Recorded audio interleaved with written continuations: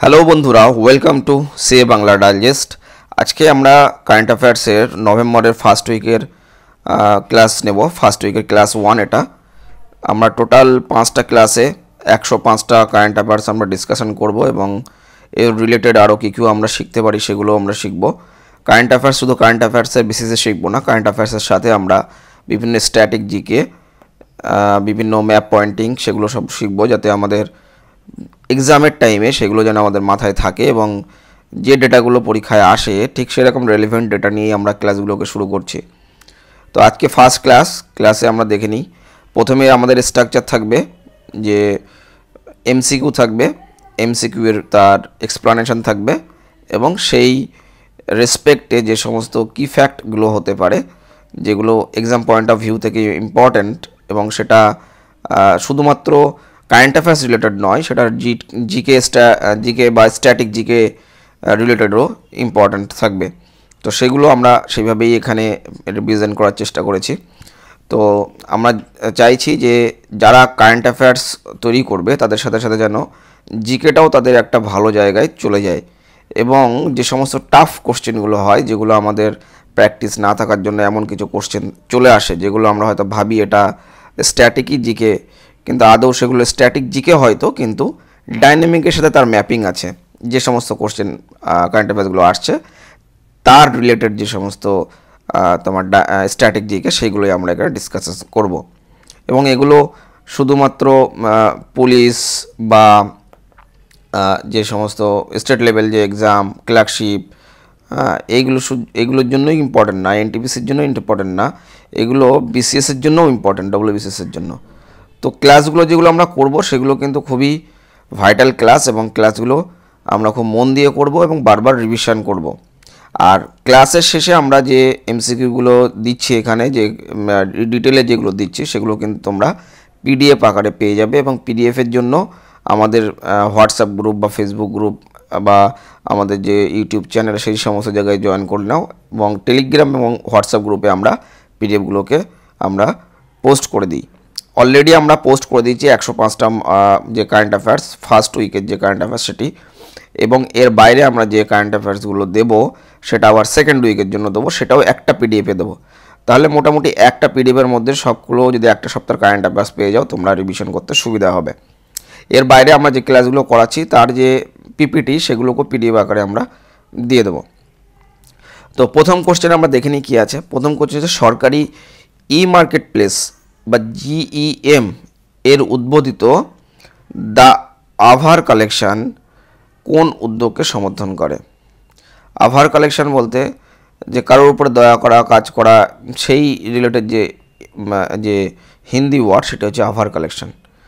তো কোন উদ্যোগকে সমর্থন করে? এটি অ্যান্সার হবে ওয়ান ডিস্ট্রিক্ট ওয়ান প্রোডাক্ট বা এক জেলা এক পণ্য, ওয়ান ডিস্ট্রিক্ট ওয়ান প্রোডাক্টকে সমর্থন করে। Which initiative is supported by the launch of Aabhar collection on GEM?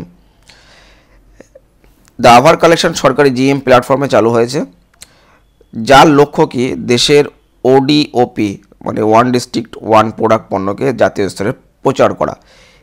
এই উদ্যোগ স্থানীয় যে কারুশিল্প বা এমএসএমই, মিডিয়াম স্কেল যে সমস্ত এন্টারপ্রাইজগুলো আছে বা সেলফ হেল্প গ্রুপদের আছে, বাজার সম্প্রসারণে সাহায্য করবে।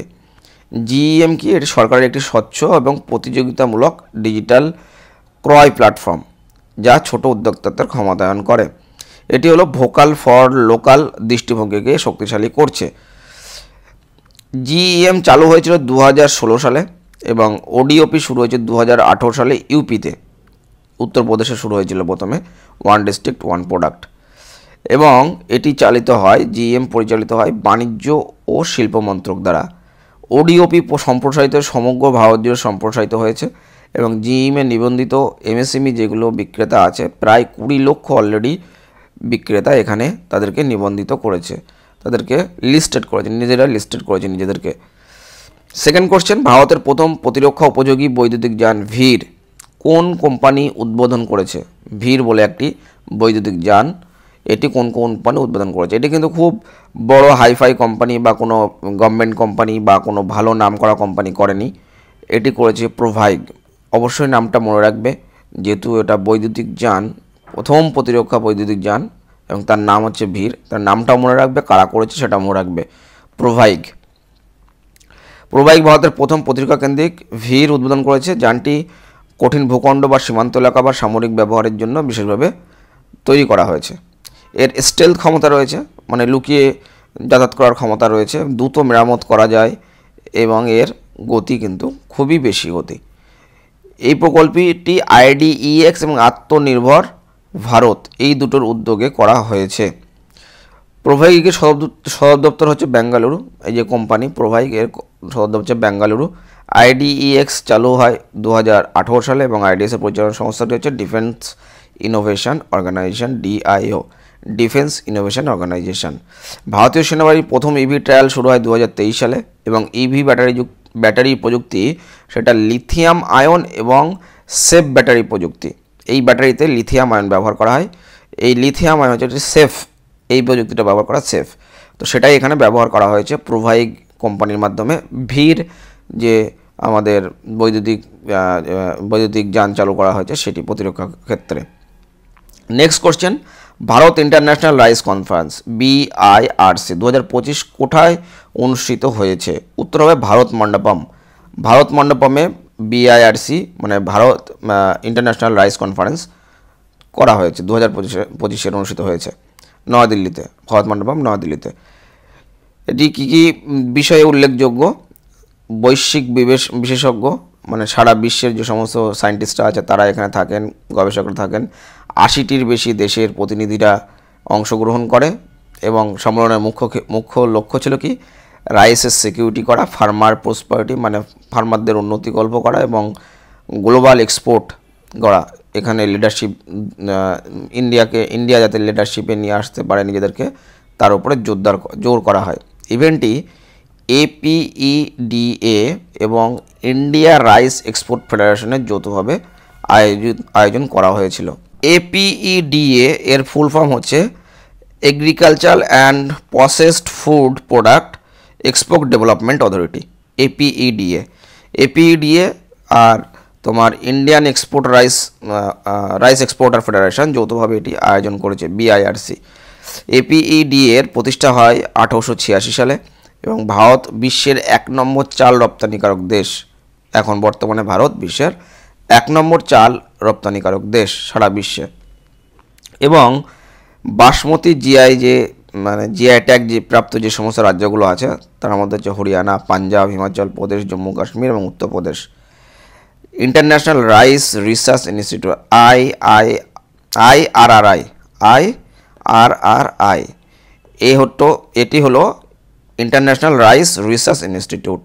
এর সদর দপ্তর হচ্ছে ফিলিপাইন্সের লস বানোস। ভারত মণ্ডপম পরিচালনাকারী সংস্থাকে ITPO, দিল্লি। নেক্সট কোশ্চেন, ভারতের প্রথম ডিজিটাল ট্রাইবাল মিউজিয়াম কোথায় উদ্বোধন হয়েছে?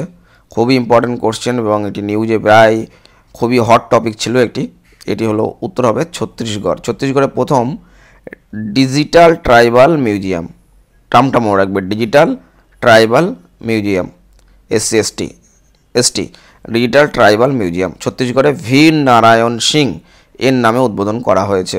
কার নামে উদ্বোধন করা হয়েছে? ভীর নারায়ণ সিং। এটাও মনে রাখবে, এটি একটি আধুনিক প্রযুক্তিগত নির্ভর মিউজিয়াম যেখানে 650টিরও বেশি ভাস্কর্য আছে, বহু থিমেটিক গ্যালারি, ডিজিটাল প্রদর্শনী আছে এবং অতিরিক্ত নৃতাত্ত্বিক তথ্য সংরক্ষণ করা হয়েছে উপজাত সংস্কৃতির প্রচার করার জন্য। ভীর নারায়ণ সিং ইনি ছত্তিশগড়ের প্রথম শহীদ ছিলেন, ছত্তিশগড় থেকে প্রথম শহীদ ছিলেন। এই হলো ছত্তিশগড়, টোটাল ছত্তিশগড় হলো এই। ছত্তিশগড়ের রাজধানী হচ্ছে রায়পুর হচ্ছে ছত্তিশগড়ের রাজধানী। একদম মিডিলে দেখো, ছত্তিশগড়ের একদম মিডিলে হচ্ছে রায়পুর হলো ছত্তিশগড়ের রাজধানী। প্রকল্পে ব্যয় করা হয়েছে কত? 50 কোটি টাকা। মিউজিয়ামের এলাকা হচ্ছে 10 একর মানে 30 বিঘা। আর এখানকার বিখ্যাত যে নাচ তার নাম কি? পাণ্ডবানী। যেহেতু আমরা এখানে কারেন্ট অ্যাফেয়ার্স পড়ছি এবং মিউজিয়াম নিয়ে পড়ছি, তো সেই রিলেটেড আমাদের কিছু তথ্য জানা দরকার। তো পাণ্ডবানীর যে চিত্র আমরা এখানে একটা দিয়েছি, দেখো এই ধরনের ডান্স হয় ওদের, পাণ্ডবানী নৃত্য। আর মিউজিয়ামের এলাকা 10 একর। প্রকল্পে টোটাল ব্যয় 50 কোটি টাকা এবং এটি ছত্তিশগড় রায়পুরে উদ্বোধন করা হয়েছে, প্রথম tribal digital museum.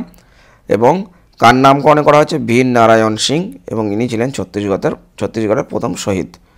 Next question, ভারতের 18টি বায়োস্ফিয়ার রিজার্ভ মোট কত বর্গ কিলোমিটার এলাকা জুড়ে আছে? তাহলে টোটাল 18টা বায়োস্ফিয়ার রিজার্ভ আছে। এই বায়োস্ফিয়ার রিজার্ভগুলো টোটাল 91,425 কিলোমিটার জায়গা জুড়ে আছে, এলাকা জুড়ে। এর মধ্যে 13টি ইউনেস্কোর WNBR তালিকায় অন্তর্ভুক্ত এবং রিজার্ভগুলি ভারতের জীববৈচিত্র্য সংরক্ষণ, পরিবেশ বান্ধব উন্নয়ন এবং গবেষণার জন্য গুরুত্বপূর্ণ ভূমিকা পালন করে। ভারতের প্রথম ভারতীয় বিয়ার মানে বায়োস্ফিয়ার রিজার্ভ কী ছিল? নীলগিরি। নীলগিরি কোথায় দেখো? নীলগিরি হলো তোমার কর্ণাটক আর তামিলনাড়ুর মিডিলে, এই জায়গায় নীলগিরি, এই যে নীলগিরি বায়োস্ফিয়ার রিজার্ভ। এটা হলো তোমার তামিলনাড়ু, এটা হলো কেরালা, এটা হলো তোমার কর্ণাটক। এই তিনটে জায়গার প্রায় মিডিল স্থানে এটা হচ্ছে তোমার নীলগিরি। এই নীলগিরি বায়োস্ফিয়ার রিজার্ভ হচ্ছে প্রথম ভারতীয় বায়োস্ফিয়ার রিজার্ভ 1986-এ। আর সর্বশেষ যেটা যুক্ত হয়েছে সেটা হলো কোল্ড ডেজার্ট। কোল্ড ডেজার্ট হচ্ছে এই যে তোমার কোল্ড ডেজার্ট তোমার বায়োস্ফিয়ার রিজার্ভ 2025 সালে। আর ইউনেস্কোর সদর দপ্তর হচ্ছে প্যারিস। প্যারিস হচ্ছে ফ্রান্সের প্যারিস। আর ভারতের সবচেয়ে বড় যদি বলা হয় বায়োস্ফিয়ার রিজার্ভ কোনটা, তখন হবে গালফ অফ মান্নার। এই হলো গালফ অফ মান্নার, ভারত আর শ্রীলঙ্কার মিডিলে এই জায়গা হলো গালফ অফ মান্নার। এটি হলো ভারতের সবচেয়ে বড় বায়োস্ফিয়ার রিজার্ভ। বায়োস্ফিয়ার প্রোগ্রাম হচ্ছে MAB প্রোগ্রাম, ইউনেস্কোর দ্বারা চালিত করা হয়। নেক্সট হচ্ছে ভারতের প্রথম silicon carbide chip SiC silicon carbide chip উৎপাদন কারখানা কোন রাজ্যে স্থাপিত হয়েছে? উত্তর হবে ওড়িশা। তাহলে প্রথম সিলিকন কার্বাইড চিপ উৎপাদন কারখানা ওড়িশাতে চালু করা হয়েছে। এটা বলা হচ্ছে যে SiC চিপ উচ্চ তাপমাত্রা, দ্রুত চার্জিং এবং electric vehicles, renewable energy, aerospace খাতে ব্যবহৃত হয়ে থাকে। আমরা এখনকার বর্তমানে যে সমস্ত লেটেস্ট টেকনোলজি দেখতে পাচ্ছি সব জায়গাতেই তোমার সিলিকন কার্বাইড ব্যবহৃত হচ্ছে এবং চিপ ম্যানুফ্যাকচারিং ক্ষেত্রে সক্ষমতা এটা বাড়িয়ে তুলবে। সিলিকন কার্বাইড চিপ EVতে ব্যবহার হয়। এটা ফাস্ট চার্জিংয়ের জন্য ব্যবহার করা হয়। চার্জিংটা যেটা হয় সেটাকে ফাস্ট করার জন্য এটা ব্যবহার করা হয়। এবং ওড়িশার রাজধানী ভুবনেশ্বরে এটা চালু করা হয়েছে। এই হচ্ছে তোমার ভুবনেশ্বর পাশেই দেখো, একদিকে তোমার পুরী পারাদ্বীপ আর একদিকে কটক। খুব স্ট্র্যাটেজিক লোকেশন ভুবনেশ্বরে তোমার এটা চালু করা হয়েছে এবং ভারতের chip mission India semiconductor mission ISM এর আন্ডারে কিন্তু এই চিপ মিশনটা চালু করা হয়েছে। ISM চালু হয়েছে 2021 সালে। আর সিলিকন কার্বাইডের বৈশিষ্ট্য হচ্ছে হাই থার্মাল কন্ডাক্টিভিটি মানে বিদ্যুৎ প্রবাহ খুব বেশি পরিমাণে হয় এর মাধ্যমে, thermal conductivity. National Unity Day 2025-এর থিম কী ছিল? ন্যাশনাল ইউনিটি ডে উত্তর হবে এক ভারত আত্মনির্ভর ভারত। ন্যাশনাল ইউনিটি ডের থিম হলো এক ভারত আত্মনির্ভর ভারত। 2025 সালের ন্যাশনাল ইউনিটি ডের থিম ছিল এক ভারত আত্মনির্ভর ভারত।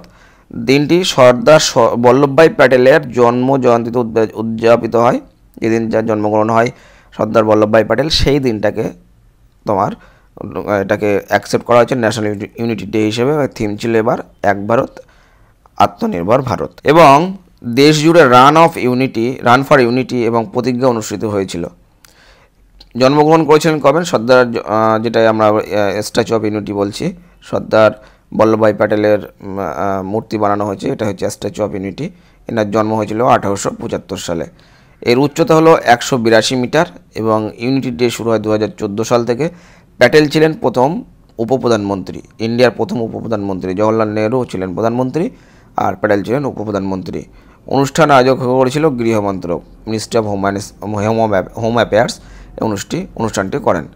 ভারত কোন বৈশ্বিক প্ল্যাটফর্মে সৌর নেতৃত্ব তুলে ধরে ISA অ্যাসেম্বলি আয়োজন করে?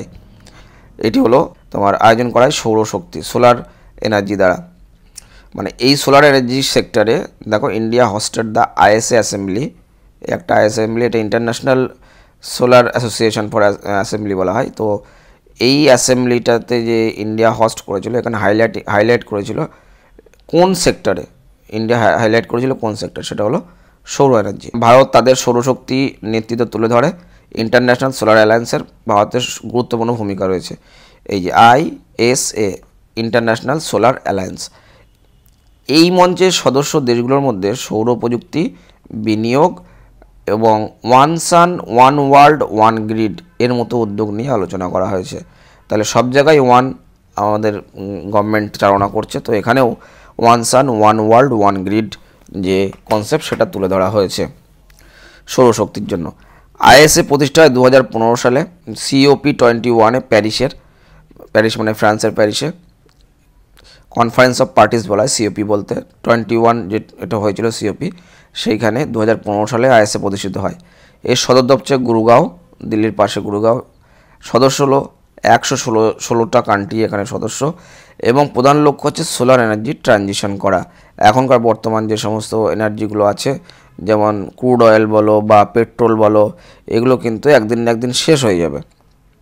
কিন্তু এই যদি আমরা এখান থেকে সরে সোলার এনার্জিতে না যেতে পারি, সোলার এনার্জি ট্রানজিশন যদি না হয়, তাহলে কিন্তু একটা সময় আমাদের অস্তিত্ব বিলুপ্ত হওয়ার চান্স থাকতে পারে। তাই জন্য এখানে ট্রানজিশন করা হচ্ছে সোলার এনার্জির দিকে।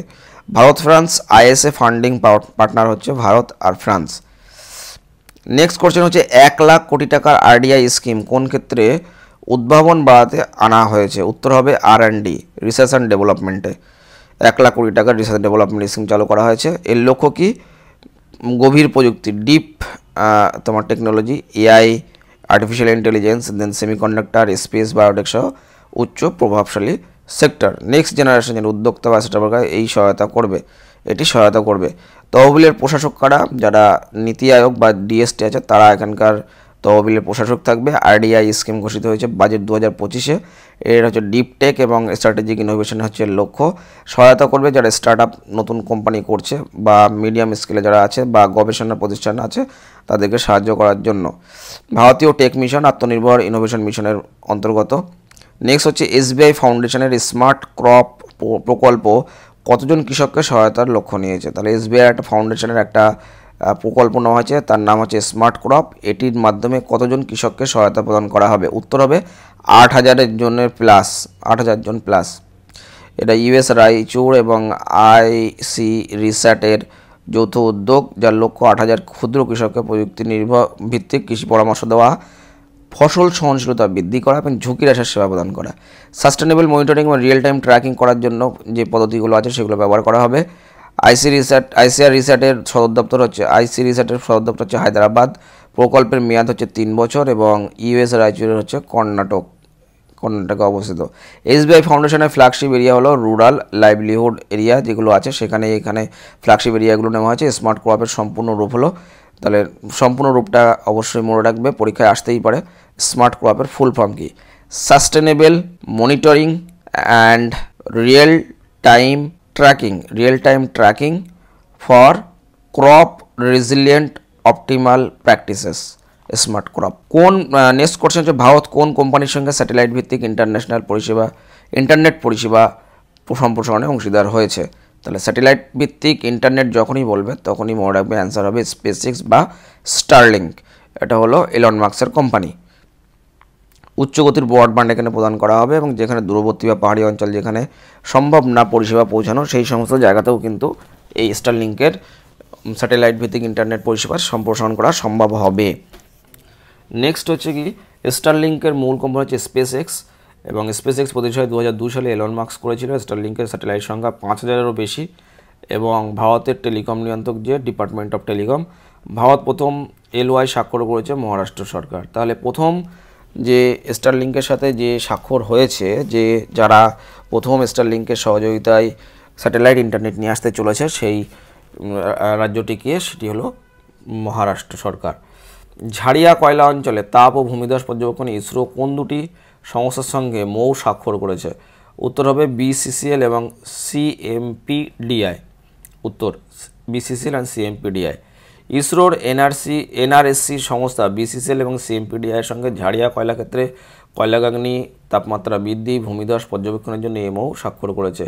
এতে TIR, SWIR বা SAR ইনফরমেটরি প্রযুক্তি ব্যবহার করে স্যাটেলাইট ভিত্তিক রিয়েল টাইম রিপোর্ট তৈরি হবে।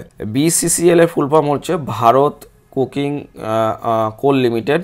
CMPDI সম্পূর্ণ হচ্ছে central mining planning and design institute. Jharia coalfield কোথায় অবস্থিত? ধানবাদ, ঝাড়খণ্ডে। NRSC সদর দপ্তর হচ্ছে হায়দ্রাবাদ।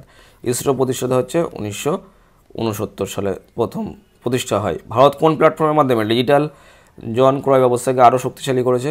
উত্তর হবে GEM এর মধ্যে গভর্নমেন্ট অফ মার্কেট প্লেস। এখানে আমরা একটু আগেই দেখলাম কত 20,000-এর বেশি লোক এখানে অলরেডি তাদের যোগ করেছে এখানে।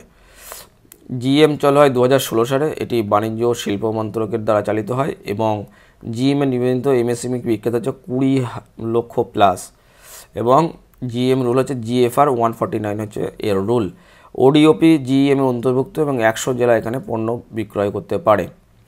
ভারত কীভাবে উপজাতীয় নথিপত্র সংরক্ষণের আধুনিকীকরণ করেছে? উত্তর হবে ডিজিটাল ট্রাইবাল মিউজিয়াম স্থাপন করে নথিপত্র সংরক্ষণ আধুনিকীকরণ করেছে, যেটা আমরা এক্ষুনি দেখলাম। ডিজিটাল ট্রাইবাল মিউজিয়াম প্রতিষ্ঠা করেছে ছত্তিশগড়ে Veer Narayan Singh digital tribal museum. এই দেখো তার পিকচার এখানে দেওয়া আছে। প্রথম ডিজিটাল ট্রাইবাল মিউজিয়াম ছত্তিশগড়ে ভীর নারায়ণ সিং, ছত্তিশগড় প্রথম সদস্য এবং ব্যয় হলো 50 কোটি টাকা, 10 একর জায়গা নেয় মিনিস্ট্রি অফ ট্রাইবাল অ্যাফেয়ার্সের আন্ডারে। নেক্সট হলো ইন্ডিয়ান রাইস কনফারেন্স বিআইআরসি কোন বিষয়টি বৈশ্বিক আলোচনায় নেতৃত্ব দেয়? উত্তর হবে, আমরা একটু আগে দেখলাম, রাইস সিকিউরিটি এবং ফার্মার প্রসপারিটি। বিআইআরসিতে rice security and farmer prosperity. BIRC আগেরটা ছিল কে করেছিল? বিআইআরসি কোথায় করেছিল সেটা। এবার হচ্ছে রাইস সিকিউরিটি ফার্মার প্রসপারিটি কোন বিষয়ে, কোশ্চেনটা একটু ঘুরিয়ে দিয়েছে।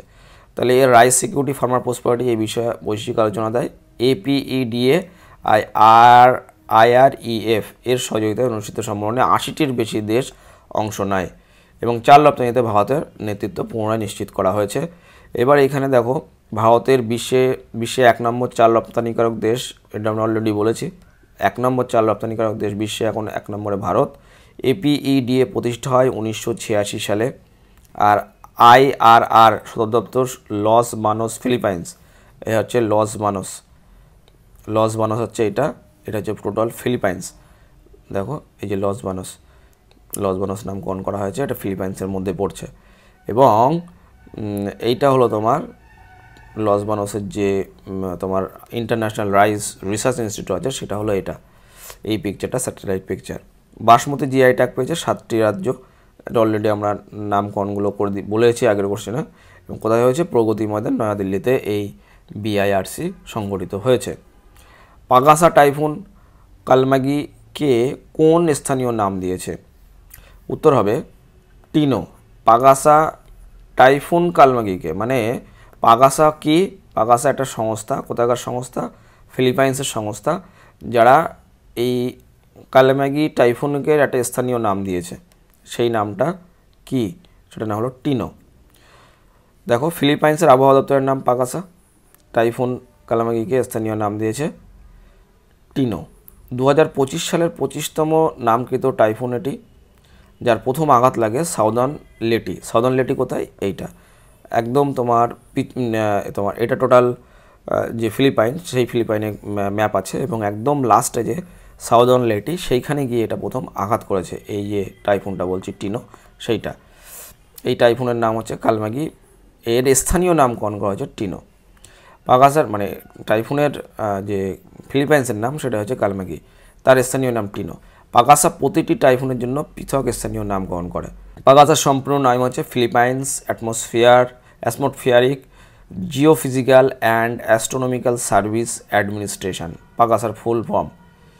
পাগাসা যেহেতু ফিলিপাইনে অবস্থা, ফিলিপাইনের রাজধানী কি আমাদের জেনে রাখা দরকার? ফিলিপাইনের রাজধানী হচ্ছে মানিলা হচ্ছে ফিলিপাইনের রাজধানী, এ হচ্ছে মানিলা ফিলিপাইন্সের রাজধানী। আর টাইফুন মৌসুম যখন হয় জুন ডিসেম্বরের দিকে, টাইফুনের যে মৌসুম সেটা হচ্ছে জুন থেকে December, June July August September October November December. তাহলে 6-7 মাস পর্যন্ত এরা এখানে থাকতে পারে, যখন তখন হতে পারে। কালমাগি প্রশান্ত মহাসাগরীয় টাইফুন বলা হয়। দেখো এই ফিলিপাইন্স থেকে এটা পুরো এইভাবে ক্যাম্বোডিয়ার দিকে চলে গেছিলো। এই যে টিনো যেটা নাম দেওয়া হয়েছে, দেখো নামকরণটা করা হয়েছে টিনো। এই টিনোটা এইভাবে এখান থেকে টোটাল ল্যাটি থেকে আঘাত করার পর এইভাবে তোমার ক্যাম্বোডিয়ার দিকে চলে গেছিলো। 2013 বিধ্বংসী টাইফুনের নাম হচ্ছে হায়ান। 2013 যে বিধ্বংসী টাইফুন হয়েছিল, এই অ্যাকচুয়াল পিকচার যেটা, সেটা কিন্তু এই হায়ানেরই পিকচার। এখানে যে পিকচারটা দেওয়া হয়েছে এটা হচ্ছে হায়ানেরই পিকচার। এই হায়ান 2013 সালে যে বিধ্বংসী টাইফুন হয়েছিল। নেক্সট হচ্ছে গ্র্যান্ড ইজিপশিয়ান মিউজিয়াম কোন কারণে বিশ্বে অনন্য? উত্তর হবে বিশ্বের বৃহত্তম প্রত্নতাত্ত্বিক মিউজিয়াম। এটি হলো গ্র্যান্ড ইজিপশিয়ান মিউজিয়াম, বিশ্বের বৃহত্তম প্রত্নতাত্ত্বিক মিউজিয়াম এবং সেটা গিজা শহরে অবস্থিত। গ্র্যান্ড ইজিপশিয়ান মিউজিয়াম GEM বিশ্বের বৃহত্তম প্রত্নতাত্ত্বিক মিউজিয়াম, যেখানে 1 লক্ষেরও বেশি নিদর্শন আছে। গিজা পিরামিড কমপ্লেক্সের নিকটে তৈরি এই মিউজিয়াম প্রথমবারের মতো তুতেনখামেন সংগ্রহ সম্পূর্ণভাবে প্রদর্শিত হয়েছে। তুতেনখামেনের, এটা হচ্ছে গিজা যে মিউজিয়ামের কথা বলছি আমরা, গ্র্যান্ড ইজিপশিয়ান মিউজিয়াম, তার এন্ট্রান্স। সেখানে এরকম একটা তোমার যে পিরামিডের মধ্যে যে মমি থাকে, সেই মমির যে ফেরাওরা থাকতো, সেই ফেরাওদের একটা পিকচার এখানে দেওয়া আছে প্রথমেই সামনে ঢোকার মুখেই।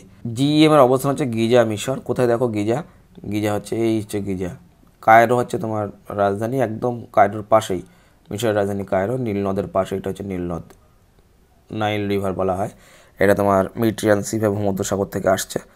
এইটার মাধ্যমেই কিন্তু যত ট্রেড, ম্যাক্সিমাম ট্রেড যেগুলো হয়, এখানেই আমরা কদিন আগে যে নিউজে পাচ্ছিলাম, ইয়েমেনের যে হুতিরা আছে, তারা এইখানে বিভিন্ন ইউরোপিয়ান বা আমেরিকান কান্ট্রির যে সমস্ত জাহাজগুলো আসছে তার উপর আক্রমণ করছিল। তুতেনখামেন সমাধি আবিষ্কার হয় 1922 সালে এবং আবিষ্কারক হয় হাওয়ার্ড কার্টার। এই হচ্ছে হাওয়ার্ড কার্টার, ইনি হচ্ছেন হাওয়ার্ড কার্টার। ইনি তুতেনখামেনের সমাধি আবিষ্কার করেছিলেন। এবং গিজার যে প্লাচু, গিজার পিরামিড কমপ্লেক্সকে গিজা প্লাচু বলা হয়, সেইটা দেখতে ঠিক এইরকম। এইটা দেখবে অনেক জায়গায় পিকচারে এটা আছে। 7 ওয়ান্ডার্সের মধ্যে পিরামিডকেও বলা হয় 7 ওয়ান্ডার্সের মধ্যে আছে। তো দেখবে ম্যাক্সিমাম জায়গায় এই পিকচারটা দেওয়া থাকে। গিজা প্লাচু উদ্বোধন করা হয় 2025 সালে। কোন কোন দেশ ইউপিআইয়ের ক্রস বর্ডার সম্প্রসারণে অংশগ্রহণ করেছে? উত্তর হবে কাতার ও মালয়েশিয়া। ইউপিআইয়ের ক্রস বর্ডার সম্প্রসারণ মানে ইন্ডিয়ার যে ইউপিআই আছে, সেই ইউপিআই কাতার এবং মালয়েশিয়ায় ব্যবহার করা যাবে ক্রস বর্ডার পেমেন্ট ফ্রেমওয়ার্ক হিসেবে। ভারতীয় নাগরিকরা বিদেশে সহজে ইউপিআই স্ক্যান এবং পে ব্যবহার করতে পারবে। এটা ফিনটেক সহযোগিতায় বৃদ্ধি পাবে ফাইন্যান্সিয়াল টেকনোলজির ক্ষেত্রে। ইউপিআই পরিচালনাকারী এনপিসিআই বা National Payment Corporation of India Limited, এইটি হলো তোমার ইউপিআইয়ের পরিচালনাকারী সংস্থা। প্রথম আন্তর্জাতিক ইউপিআই এক্সপানশন হয় সিঙ্গাপুরে পে নাও, তার নাম হচ্ছে পে নাও থেকে সিঙ্গাপুর থেকে প্রথম এই আন্তর্জাতিক ইউপিআই এক্সপানশন হয়। এরপরে এখন আমাদের আরও দুটো জায়গা এখানে অ্যাড করা হচ্ছে, সেটি কে কাতার এবং মালয়েশিয়া। নামগুলো অবশ্যই মনে রাখবে। প্রথম হচ্ছে সিঙ্গাপুর, এখন কাতার মালয়েশিয়াকেও করা হয়েছে। ভারতের ফিনটেক নীতি ডিজিটাল ইন্ডিয়া মিশনের মাধ্যমেই ভারতের ফিনটেক নীতি গ্রহণ করা হয়েছে। কাতারের যে রাজধানী বলা হচ্ছে সেটি হচ্ছে দোহা এবং মালয়েশিয়ার রাজধানী কুয়ালালামপুর। কাতারের রাজধানী দোহা, কাতার। দেখো সৌদি আরবিয়া, এখানে এই সৌদি আরবিয়া, এই বাহরাইন, এই হলো তোমার কাতার। এইখানে তোমার ইউএই আছে, যেখানে আমরা বলি আবুধাবি বা তোমার দুবাই, সেগুলো হচ্ছে তোমার ইউনাইটেড আরব এমিরেট, ইউএইতে। সৌদি আরবিয়াতে তোমার মক্কা মদিনা যেটা বলা হয়, তারপর রিয়াদ, এই ধরনের যে টাউনগুলো আছে সেগুলো এখানে। কাতারে আমাদের যে দোহা হচ্ছে তোমার এখানকার রাজধানী। আর তোমার মালয়েশিয়ার যে রাজধানী সেটা হলো কুয়ালালামপুর, হচ্ছে মালয়েশিয়া। শুধু এটা নয়, এদিকেও আছে মালয়েশিয়া। তো এর মধ্যে অনেকটাই গ্যাপ, কিন্তু এটা মালয়েশিয়ারই অংশ। এখানে বহুত হিস্ট্রি আছে, যেমন তোমার এদের যে সমস্ত দ্বীপগুলো আছে, এগুলো কিন্তু অনেক দ্বীপ, এবং সেগুলোকে এক জায়গায় করে দেশ চালনা করাও খুব চাপ। তো এই হচ্ছে মালয়েশিয়ার রাজধানী হচ্ছে কুয়ালালামপুর। তো আমরা জানতে পারলাম কতগুলো এখানে ইনফরমেশান। যেমন প্রথম সিঙ্গাপুরে আমাদের পে নাও চালু হয়েছিল, যেটা ক্রস বর্ডার বলা হচ্ছে ইন্ডিয়ার বাইরে। আর রাজধানী দোহা কাতারের, আর মালয়েশিয়ার রাজধানী কুয়ালালামপুর, এই দুই জায়গা থেকেও আমাদের এখন ক্রস বর্ডার পেমেন্ট করা যাবে ইউপিআইয়ের মাধ্যমে। সেনজাও 21 মিশন কোন স্পেস স্টেশনে ডক করেছে? উত্তর হবে টিয়াংগং স্পেস স্টেশন। সেনজাও 21 মিশন কোন স্টেশনে ডক করেছে? উত্তর হবে টিয়াংগং স্পেস স্টেশন। এই হলো তোমার টিয়াংগং স্পেস স্টেশন। চীনের মানববাহী মহাকাশযান সেনজাও 21 সফলভাবে টিয়াংগং স্পেস স্টেশনে তিনহি কোর মডিউলে ডক করেছে, মানে নেমেছে। মিশনটির উদ্দেশ্য ছিল 6 মাসব্যাপী বৈজ্ঞানিক গবেষণা, স্পেসওয়াক ও সিস্টেম মেনটেন্যান্স পরিচালনা করা। সেনজাও প্রোগ্রাম শুরু হয়েছিল 1992 সালে। টিয়াংগং স্পেস স্টেশন সম্পূর্ণ হয় 2022 সালে। আর সেনজাও 21 উৎক্ষেপণ রকেট যেটা হয়, সেই রকেটটার নাম ছিল লং মার্চ 2F। এখানে যে সদস্য ছিল, ক্রু সদস্য, তারা ছিল ঝাংলু, উফি আর ঝাং হংজাও। চীনা space agency CNSA, Chinese National Space agency CNSA বলা হয়। তো আমাদের যেমন ইসরো, ঠিক চীনের হচ্ছে সিএনএসএ। লাস্ট কোশ্চেন হচ্ছে তানজানিয়ার রাষ্ট্রপতি হিসেবে কে পুনর্নির্বাচিত হলেন? উত্তর হবে সামিয়া সুলুহু হাসান। সামিয়া সুলুহু হাসান ইনি তানজানিয়ার রাষ্ট্রপতি হিসেবে পুনর্নির্বাচিত হয়েছেন। আগেও ছিলেন ইনি সামিয়া সুলুহু হাসান। ইস্ট আফ্রিকার অন্যতম গুরুত্বপূর্ণ রাজনৈতিক নেতা ইনি এবং তিনি এই দেশের প্রথম মহিলা রাষ্ট্রপতি। এর নেতৃত্বে তানজানিয়ার অর্থনীতি, স্বাস্থ্য ও পরিবহন খাতে গুরুত্বপূর্ণ সংস্কার দেখা গিয়েছে। তানজানিয়ার রাজধানী ডোডোমা। দেখো তানজানিয়ার রাজধানী হচ্ছে ডোডোমা, এটা তানজানিয়া, তার রাজধানী হচ্ছে ডোডোমা। মুদ্রা হচ্ছে তানজানিয়ান শিলিং। প্রধানমন্ত্রীকে কাশিম মাজালিওয়া এবং দেশ হলো ইস্ট আফ্রিকা। এটা পুরো আফ্রিকার মধ্যেই পড়ছে। এই আফ্রিকার মধ্যেই তানজানিয়া, এই তানজানিয়ার রাজধানী হচ্ছে ডোডোমা। স্বাধীনতা লাভ করে 1961 সালে। কার থেকে? ইউনাইটেড কিংডম, মানে ব্রিটিশদের কাছ থেকে। ব্রিটিশদের কাছ থেকে 1961 সালে স্বাধীনতা লাভ করেছিল। কোন মহাদেশে অবস্থিত? ইস্ট আফ্রিকাতে। প্রধানমন্ত্রীর নাম কি? কাশিম মাজালিয়া এবং মুদ্রার নাম হলো তানজানিয়ান শিলিং এবং তানজানিয়ার রাজধানী হচ্ছে ডোডোমা। এই হলো আজকে আমাদের টোটাল এমসিকিউ। 20টা এমসিকিউ করলাম এবং 20টা এমসিকিউর রেসপেক্টে আমরা আরও 5টা করে কি ফ্যাক্ট জানলাম। টোটাল 100টার মতো আমাদের জিকে কিন্তু আজকে শেখা হয়ে গেল। এভাবে যদি কন্টিনিউ তোমরা শিখতে থাকো তাহলে একটা সময় দেখবে তোমাদের জিকের একটা বিশাল বড় বেস তৈরি হয়ে গেছে। তো আমি চাইবো যে তোমরা প্রত্যেক দিন এই ক্লাসগুলোকে রিলিজিয়াসলিভাবে ফলো করো। রিলিজিয়াসলি বলতে যে এটা তোমাকে করতেই হবে, যেমন প্র্যাকটিসের মধ্যে পড়ে।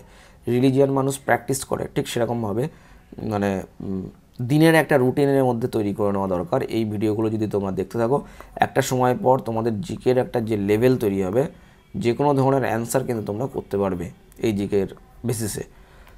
কারেন্ট অ্যাফেয়ার্স তো শেখা হয়েই যাচ্ছে, সাথে সাথে তোমাদের জিকের ক্লাসগুলো তৈরি হয়ে যাবে এবং বিভিন্ন ধরনের ম্যাপের মাধ্যমে আমি চেষ্টা করব প্রত্যেকটা জিনিস তুলে ধরার, যাতে সেটা পড়ে বা দেখে মনে থাকে এবং একবার না হলে 2বার 3বার করে ভিডিওগুলো দেখে মনে রাখার চেষ্টা করবে। আর নোট তো আমরা অলরেডি দিয়ে দেবো বলেইছি আমাদের হোয়াটসঅ্যাপ এবং টেলিগ্রাম গ্রুপে। এর বাইরে আর কোনো কোশ্চেন থাকলে অবশ্যই কমেন্ট করে জানাবে, কোনো ফিডব্যাক থাকলে অবশ্যই কমেন্ট করবে। ভিডিও ভালো লাগলে লাইক শেয়ার করতে ভুলবেন না, আর একটিবার সাবস্ক্রিপশন করে যাবেন। এই হলো আজকের ভিডিও, আজকের কারেন্ট অ্যাফেয়ার্সের ক্লাস, ফার্স্ট ক্লাস। আরও 4টি ক্লাস আসছে তোমার উইক 1-এর উপরে। আজকে এই পর্যন্তই, দেখা হবে আগামী ক্লাসে।